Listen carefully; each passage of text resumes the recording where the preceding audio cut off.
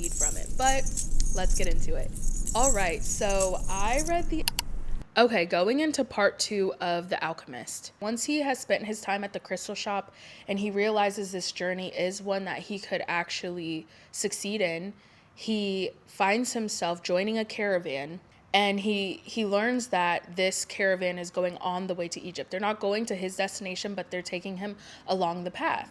And while he's in this caravan, he meets someone who's in search of an alchemist. So this person, he's been studying, and there's this alchemist, the alchemist. He's like 200 years old, and he lives at this point at the end of where this caravan is going. So that's what this man is, who he meets in the caravan, is looking for. And the shepherd at this point, he is just finding himself going along on this path with the caravan through the desert, and he's learning so much just from listening to people. So while the one man is reading books and he's like, I have to know everything by the time I get there, the shepherd is finding himself just through the long days being quiet and taking in as much as he can, and he's learning a lot just from being around these people and being in the desert. The caravan, they're going through their journey. It's multiple days, and he gets to where he's going, which was supposed to be the first stop onto their journey onward toward Egypt. But they have to stop at this significant city because there are tribal wars in the lands ahead of them. So this is what feels like a major setback for him, because it's not just a couple of days, it's like weeks, months.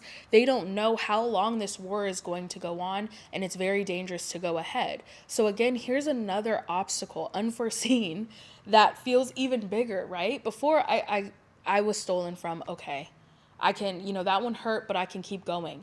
A tribal war? A war that I have to go through? Like, how can you overcome that? How can you feel like there's still a journey ahead of you if it's like, a lot of us would see this as there's so many obstacles. There's no way that I'm supposed to do this, because why are there so many obstacles? Well, while the shepherd is in this town, he remembers back, and this is a major side part of the story, but while he was a shepherd, he one time went to a city to sell sheep, where he saw a woman, and he knew in that moment he fell in love with her, the way that she smelled, the way that she looked, and he had always wanted to get back to her. And as a shepherd, he was like, well, one day I'm going to go back to sell sheep. And once he let go of that journey, he never thought he would be able to again. And so once they got to that city, he saw her. And he knew in that moment that was the person who he would love. And he had felt something that he had never felt before. And so him and her would talk to each other at the water well. And so now this time where he has to stay in this city, he's now like, well, previously I thought this was a bad thing, but now I have found the woman who I actually always was looking for. And so maybe this is the treasure, and maybe I'll just stay here. I mean, I could become a shepherd here. I have money from when I was back working with the merchant. I could make a life with the love of my life and not even go on any further. I'd be happy with this. And so at a separate time, an omen comes to him, which he has been learning along his journey, that omens are very specific messages that we are told. And when the more that you become in tune with, for him it was the desert and the wind and with himself, the clearer the omens are, which again, very relevant to us. The more that we are able to clear our channels and our vessel and become in tune with who we are and know the signs that we hear, the clearer the omens and the messages come to us. We get messages all the time. So he gets an omen, and the omen is that there's going to be an attack on this city, which typically this city is like a holy place. It's a sacred place. It's a place that the war doesn't usually go to. So he takes this omen to the leaders of the camp. They tell him, okay, this is the omen that you're saying. Well, if this happens, we'll give you a reward for telling us. If it doesn't, then we're going to kill you. And so he was like, okay, all I was doing was following my omen, and I've been learning and teaching and understanding that the omens are important.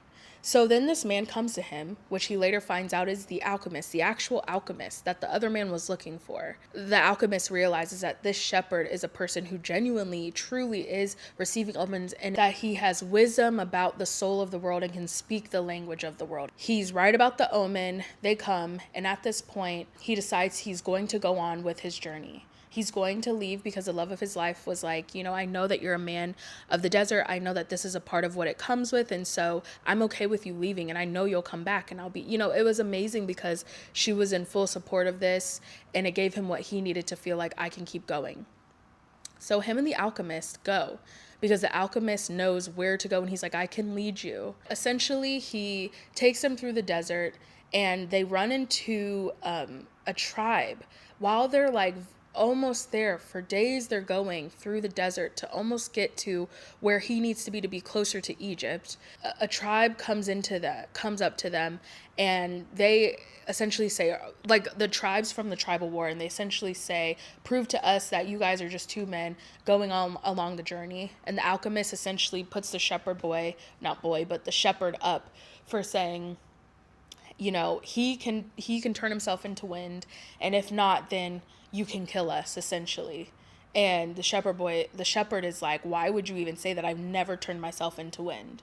He has 3 days to do this. He's talking to the wind. He's talking to himself. He's sitting with the desert. And in this moment, while he has to do this for these tribal men who are very vicious, looking very big, very serious, he finds himself, using all of the things that he brought along the way, using omens. He is talking to the wind, and the wind is telling him things that he's learning. He's then talking to the sun. He's talking to the desert, and he's having this experience that to them is looking like he's turning into the wind. He's creating this huge sandstorm, and it's an amazing moment that I want you all to read, because he is having this experience where everything's coming together, and he's seeing how the sun, the moon, the desert, the wind, all plays its own part, and they are all connected. Even the human, him as a human, plays his own part in the soul of the world and who we are, essentially the collective.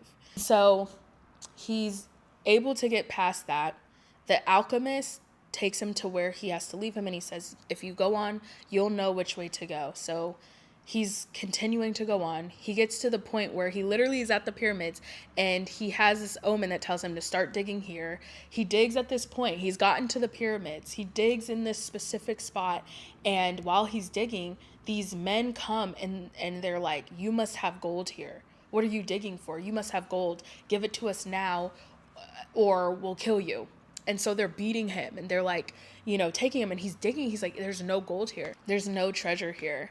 And then one of the three men, and this is so good, and I know you guys are probably like, this is so in-depth, why are we here? But one of the three men stops the other two, and he's like, there's no need in beating him. And just so you know, to the shepherd man, he says, just so you know, I've had a dream too. I had a dream that told me that there was gold under a tree back in essentially where the shepherd boy was from. He said, I had a dream that there was gold there, and I never went out and looked for it, because why would you go out and just look on any whim of a dream that you think that you have? And so the shepherd boy, like, even though that third person was saying this, and he's like essentially saying, you're foolish for doing this, like, you didn't see me going out, and they leave him alone. And so then the shepherd knows, wow, that was my last omen. By being here in this spot, this man has told me I need to go back to where I came from, under the tree, as a shepherd, not to become a shepherd, but there was my treasure all along. And so he journeys back to the tree. He finds the treasure there. And essentially what this tells us is that it wasn't about what he was going to find, because he did find it, by the way, but it wasn't about what he was going to find in Egypt. It was about everything that happened along the way, and then also finding the treasure.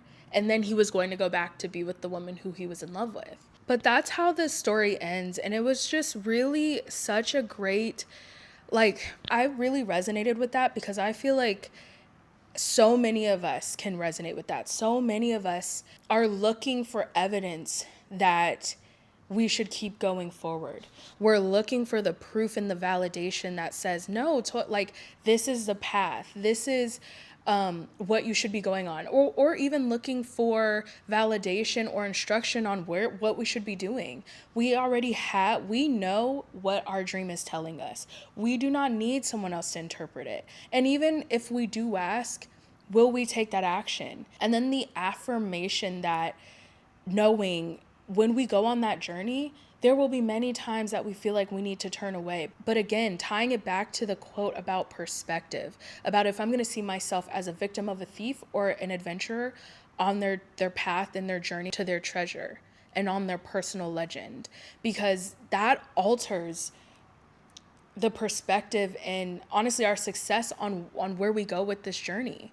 You know, if 5 things happen to me that I would deem as this is a sign that I shouldn't go, that's me saying I'm a victim. This is not the path I should be on. Versus if these 5 things happen and I say, okay, I'm taking it to the chin because this is a part of it, I will be rewarded with my treasure. And so there were a few quotes that I wanted to share from part 2 as well. One of them being, making a decision is only the beginning of things.